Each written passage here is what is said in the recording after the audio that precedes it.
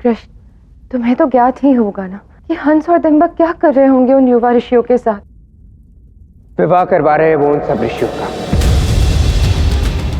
शक्ति पूर्वक निर्धन कन्याओं के साथ ब्रह्मचारियों का धर्म भंग कर रहे हैं हंस और दिम्बक।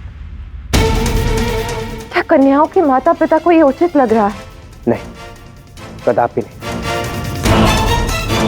किंतु वो सब करे भी तो क्या करे, भयभीत है वो सब हंस और दिम्बक से।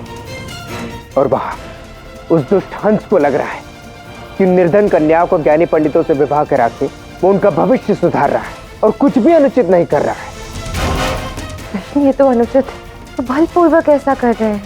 नहीं श्री राधा, परंतु अब तक ये भी तो स्पष्ट नहीं हुआ कि वो जो भी कर रहे हैं वो अनुचित है या उचित।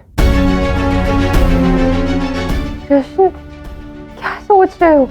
तुम ही बताओ, इस प्रकार मौन मत रहो। इस बार उचित क्या है और अनुचित क्या है इसका निर्णय लेना कठिन है राधे। इतनी शीघ्र नहीं लिया जा सकता, इस निर्णय में समय लगेगा। अर्थात ये तो बस प्रारंभ है राधा, अभी एक बहुत बड़ी घटना घटित होने वाली है। तत्पश्चात एक बहुत बड़ा व्यक्तित्व आएगा, गुहार लगाएगा। तत्पश्चात ज्ञात होगा कि जो भी हुआ वो उचित था या अनुचित, पुण्य था या पाप, धर्म था या अधर्म।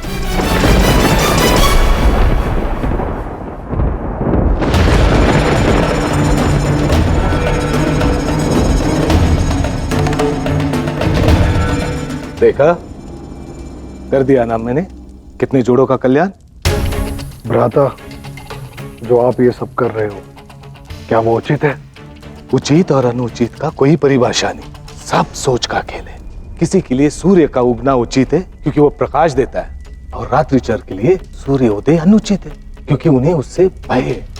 ब्राह्मणों के पाखंड का अंत कर रहे हैं हम, युवा बालकों को ब्रह्मचार्य का माया जाल दिखाकर संन्यास के जाल में फंसा रहे हैं। हम इन्हें इस माया जाल के चाल से मुक्त कर रहे हैं और साथ ही निर्धनों की कन्याओं के लिए अच्छा वर ढूंढ के दे रहे हैं। त्राहिमाम ऋषि दुर्वासा, रक्षा कीजिए, रक्षा कीजिए। अरे शांत शांत, आंखें खोलिए ब्राह्मणों के दुख भंजक। ब्राह्मण समुदाय को आपकी आवश्यकता है।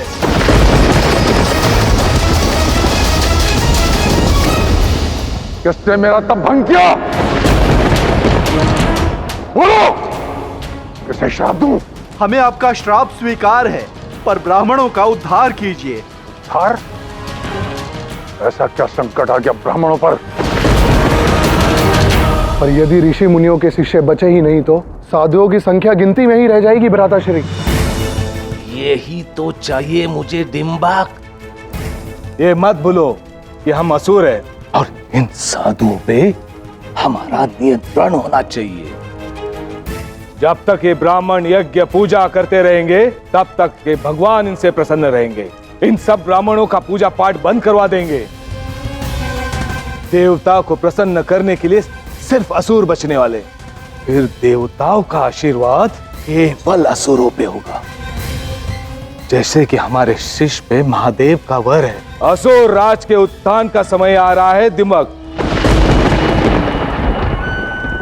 तपस्वियों का बल होता है उसका ब्रह्मचर्य, उसे भंग करके वो तपस्वियों को दुर्बल करना चाहते हैं। आपके पास ही ये शक्ति है गुरुदेव, कुछ करने की। कठिन है, मैं उन्हें सीधे सीधे अनुचित नहीं ठहरा सकता, क्योंकि विवाह करना अनुचित कार्य नहीं है। आचार्य से बात करनी होगी। आज हमने बहुत सारे विवाह कराए, वो भी एक ही दिन में। बंद करो ये उत्सव।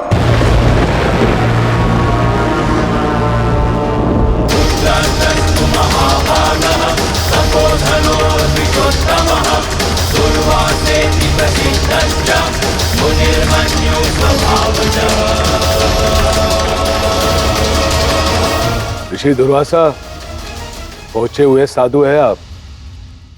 जानते होंगे आप कि हमारे यहाँ किसी ऋषि का स्वागत नहीं होता। स्वागत करवाने की अपेक्षा से मैं यहाँ आया भी नहीं हूँ। मैं समझाने आया हूँ तुम लोगों को कि जो कुछ भी तुम लोग कर रहे हो वो साधु समुदाय पर अत्याचार है। सोच का अंतर। हमें ये लगता है कि आप लोग जो यज्ञ पूजा करते हो वो असुर समुदाय के लिए अनुचित है, इसीलिए उचित कर रहे हैं। ब्रह्मचर्य के पाखंड को समाप्त कर रहे हैं। मूर्ख! ये युवा साधु भविष्य में होने वाले महान योगी बनेंगे। ब्रह्मचर्य इनकी साधना का एक आवश्यक व्रत है। साधना?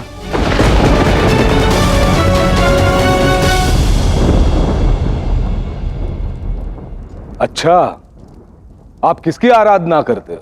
समस्त संसार जानता है मैं महादेव की आराधना करता हूँ। तो बताइए, शिव से बड़ा कोई योगी है क्या? नहीं, वो महादेव हैं। क्या संसार का सबसे बड़ा योगी अविवाहित है? क्या उनका विवाह नहीं हुआ है? मैं वो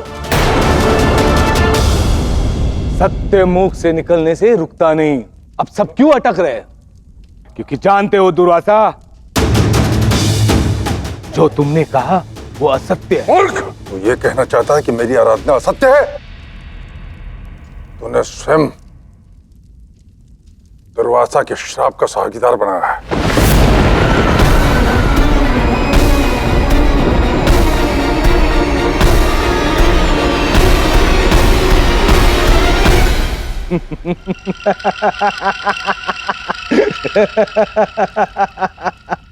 श्राप दोगे दुर्वासा? अपने ही आराध्य के विरुद्ध जाओगे? शिव ने ही हमें वर दिया है, उसके चलते तुम्हारा शाप कुछ नहीं कर सकता। विश्वास नहीं आता तो देकर देख लो श्राप। दो श्राप।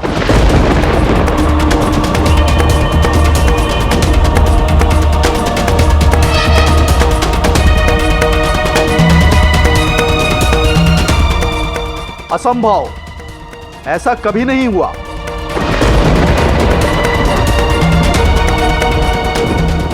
ऋषि दुर्वासा श्राप का संकल्प लौटा लें, यह असंभव है। कुछ तो विशेष है इन असुरों में। ऋषि दुर्वासा को भी परास्त कर दिया। अब हम क्या करेंगे महर्षि? मुझे कभी कोई देव, दानव और मनुष्य ऐसा नहीं मिला कि मेरे श्राप से भयभीत ना हुआ। मेरे आराध्य का तर्क दे करके इन्होंने मुझे धर्म संकट में डाल दिया। तो अब इस धर्म संकट से वही निकाल सकता है जिसने धर्म की स्थापना की है। कौन? कृष्ण, कृष्ण, कृष्ण।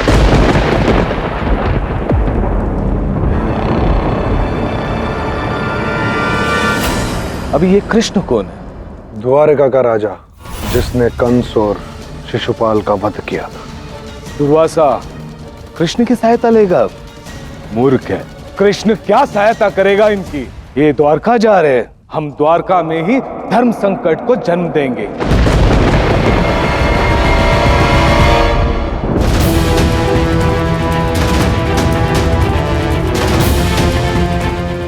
क्षमा करें, इस समय इस समस्या के समाधान से कैसे निकलें? आप ही बताइए कुछ कि अब क्या करें? करना क्या है?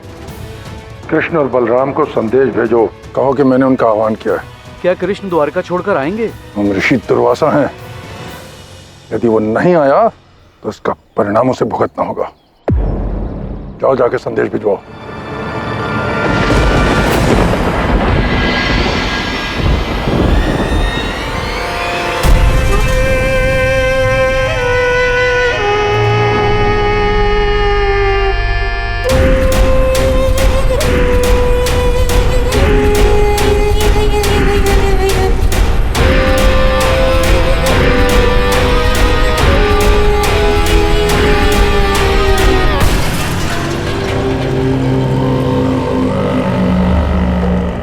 जो हम काम करने जा रहे हैं तिम्बक, उसके लिए ये जगह उचित है।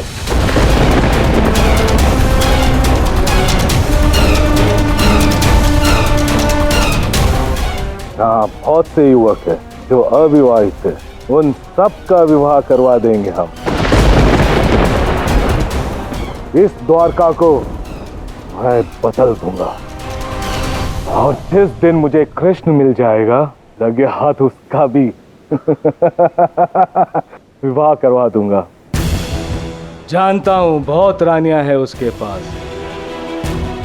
एक और सही। तुम सेवकों के साथ मंडप लगाने के लिए उचित स्थान देख लो, तब तक मैं वर और कन्या एकत्रित करता हूं। किंतु भ्राता, हम किसी दूसरे राज्य में ये सब कर रहे हैं और हम कृष्ण को अच्छे से जानते भी नहीं। यदि कोई अनहोनी हो गई तो? क्या अनहोनी होगी? हम अनुचित क्या कर रहे? घर बसा रहे लोगों के, प्रेम फैला रहे, कौन सा युद्ध कर रहे हैं हम? तुम मंडप लगाओ, देश मैं देख लूंगा।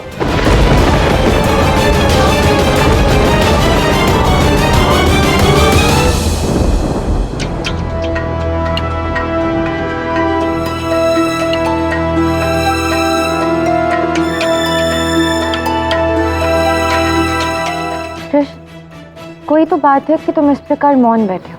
बताओ, किसकी प्रतीक्षा में हो? और ऐसा कौन है जो कृष्ण के पास गुहार लेके आने वाला है?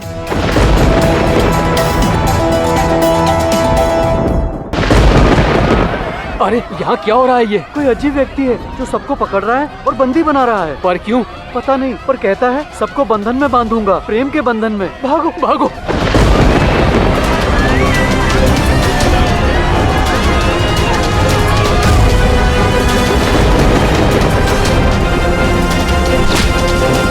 हमारा विवाह हुआ है? नहीं। तो समझ जा, आज हो गया। चिंता मत करो, आज जो भी कुंवारे हैं सबका विवाह हो जाएगा। हमें छोड़ दीजिए, हमें नहीं करना विवाह।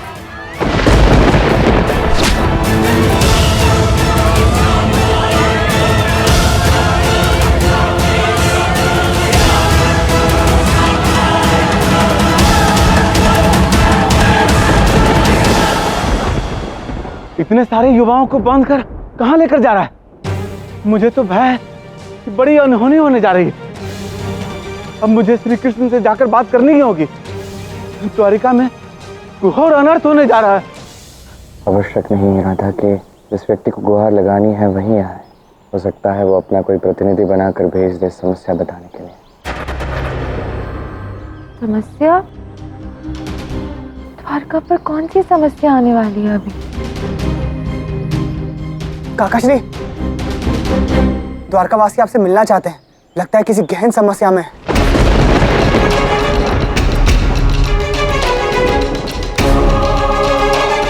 चलो।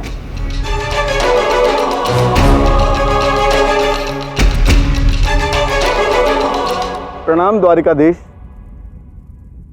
प्रणाम। क्या हुआ, आप सब इतने चिंतित क्यों हैं? एक विचित्र सा बलशाली व्यक्ति आया। उसे हम में से किसी ने पहले कभी नहीं देखा। वो बलपूर्वक युवाओं को उठाकर उनका अपहरण करके ले जाता और उनका विवाह करवा देता।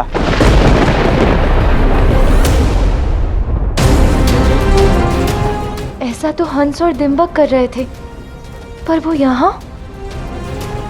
उसका नाम क्या है जो विवाह करवा रहे हैं?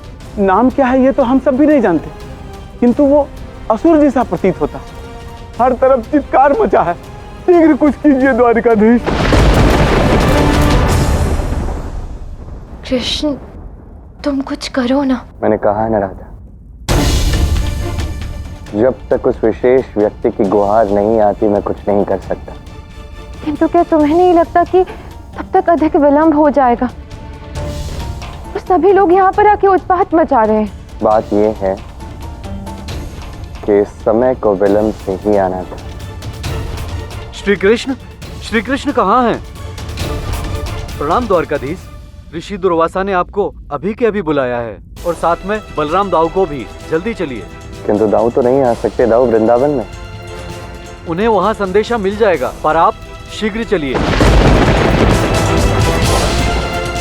अवश्य।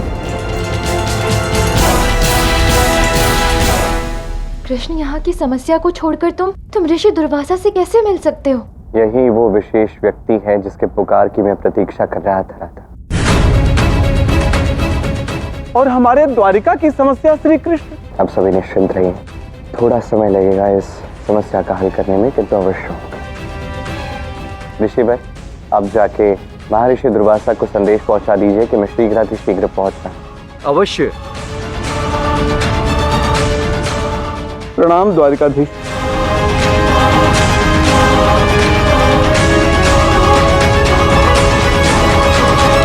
कृष्ण, तुम यहाँ की चिंता मत करना। यहाँ की समस्या ना मैं सामनेशात और प्रद्युम्न के साथ जाके संभालूंगी। नहीं, तुम ऐसा कुछ नहीं करोगी राधा। तुम बाहर मत जाओ राधा, मैं जा रहा हूँ। मैं इस समस्या का हल निकाल लूंगा। परंतु मैं बाहर क्यों ना जाऊं? इसका उत्तर समय देगा। अभी के लिए मेरी बात मान, बाहर कहीं मत जाओ। अकेले तो कदापि नहीं। जब तक दाऊ नहीं आते तुम कहीं नहीं जाओगे। दाऊ के आते ही उन्हें बताना कि मैं महर्षि दुर्वासा के यहाँ गया हूँ उनसे मिलने। पुनः एक बार सावधान करता हो रहा था, बाहर कहीं मत जाना। हंस और डिंबक से दूर रहना, विशेष रूप से हंस से दूर रहना। दाऊ को शीघ्र बुलवाना। मैं चलता हूँ।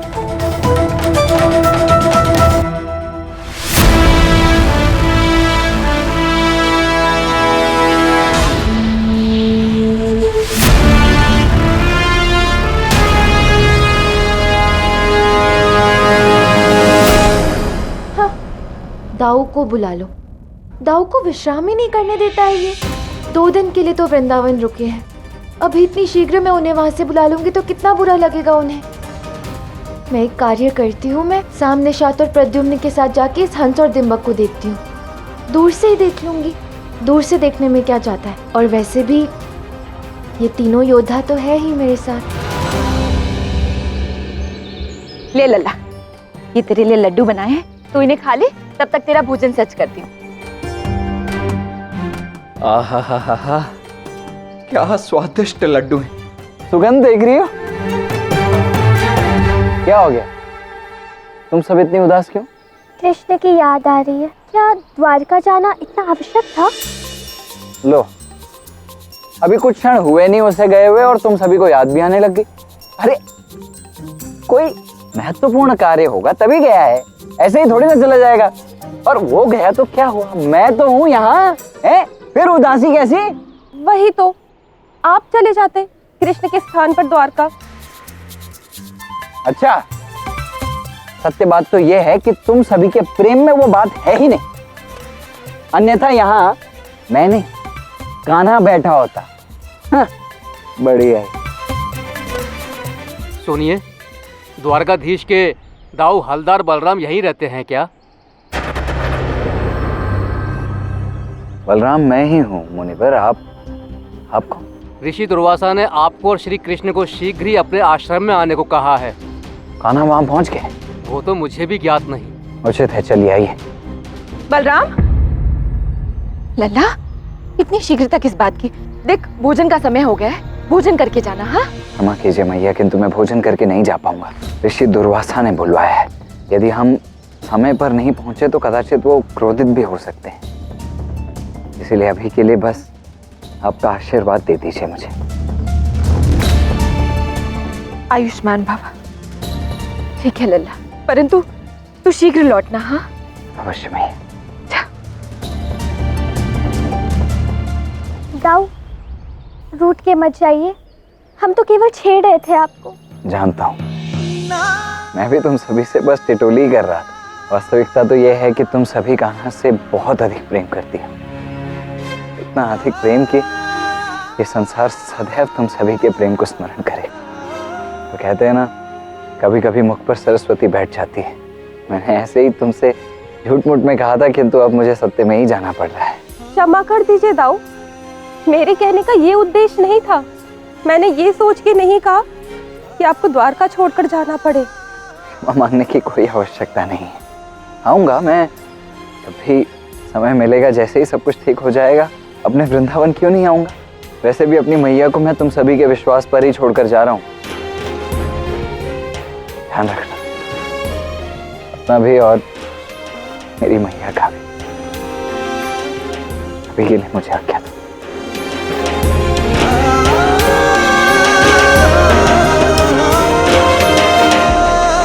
हे भगवान, पता नहीं कहाँ ले गए होंगे हमारे बच्चों को और क्या करेंगे उनके साथ।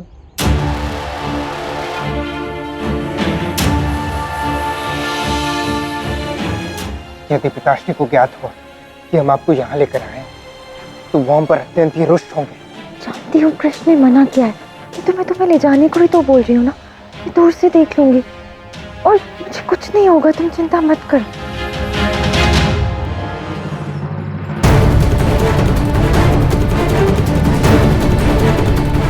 राधा, तुम्हें ज्ञात नहीं है जो तुम करने जा रही हो उसके कितने भयावह परिणाम हो सकते हैं।